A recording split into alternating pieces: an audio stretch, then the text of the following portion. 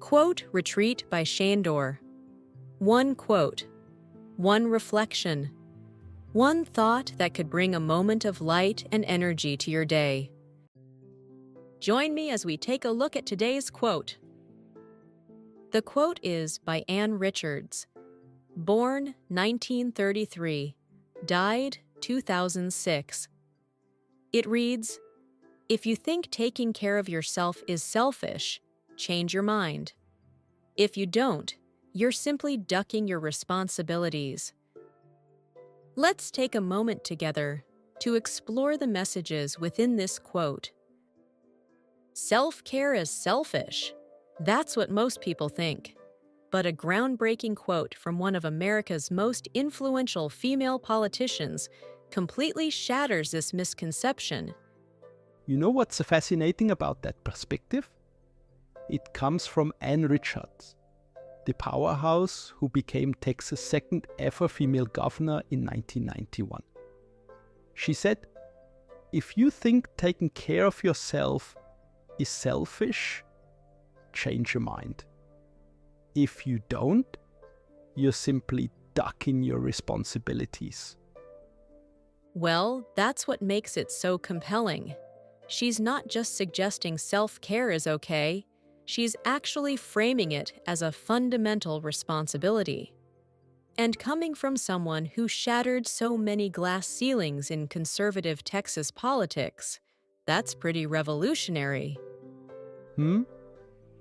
And when you consider the era she was working in, this kind of message was practically unheard of. Women in leadership positions were expected to be these tireless machines. That's exactly what makes her perspective so powerful. Here was someone who was implementing major education reforms, championing social programs, and fighting for minority rights. Yet she understood that maintaining personal well-being wasn't optional. It was essential for sustainable leadership. So what do you think drove her to develop such a strong stance on self-care? I mean, this was decades before wellness became a mainstream conversation. Well, looking at her background, she came from Lakeview, Texas, born in 1933, and rose to become this incredible force in politics during a time when women were rarely seen in positions of power. That kind of journey, it must have taught her something crucial about maintaining personal strength while fighting for others. The way she managed to keep her famous wit and charismatic presence throughout such intense political pressure really demonstrates her philosophy in action. You know what's really interesting? When you look at her legacy of inspiring countless women to enter politics, you can see how her approach to self-care enabled her to have such a lasting impact. Like, she wasn't just talking about taking breaks. She was talking about maintaining the strength to create real change. And that message feels even more relevant in today's world of constant connectivity and burnout culture, doesn't it? Oh my gosh, yes! Think about how we're all juggling remote work, social media, global crises. It's like her message was ahead of its time. She understood that sustainable change requires sustainable practices. The way she frames it as ducking responsibilities really turns the whole guilt narrative on its head. Well, that's because she recognized something profound, that taking care of yourself isn't about withdrawing from responsibilities. It's about being better equipped to meet them. When you look at her accomplishments, the educational initiatives, economic programs, social reforms, it's clear she practiced what she preached. You know what's remarkable? She maintained this philosophy while breaking barriers in Texas politics, which wasn't exactly known for being progressive or welcoming to female leadership.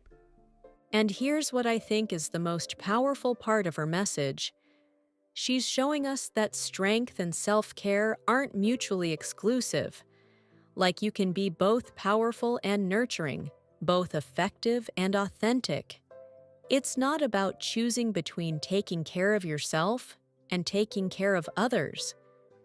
That really challenges the traditional narrative about leadership and success, doesn't it? Absolutely. And I think that's why her legacy continues to resonate today. She showed us that taking care of ourselves isn't selfish. It's actually the foundation for making any meaningful impact in the world. Whether we're fighting for social change like Richards did, or just trying to manage our daily responsibilities, her message is clear. Self-care isn't a luxury, it's a necessity. Looking at the impact she had on American politics and society, it's pretty clear that her approach worked. She left a lasting legacy, not just in terms of policy, but in how we think about leadership and personal sustainability. You know, as we wrap up, I think there's something really powerful we can all take from Richard's wisdom. In a world that often celebrates burnout and endless hustle, maybe the most revolutionary act is recognizing that taking care of ourselves isn't selfish. It's actually the key to showing up fully for whatever matters most in our lives. With that, we conclude this exciting episode. If you enjoyed this episode, I'd appreciate a like and a comment. Don't forget to subscribe. Thank you. Your support truly helps this channel grow. See you again tomorrow. Yours, Sandor.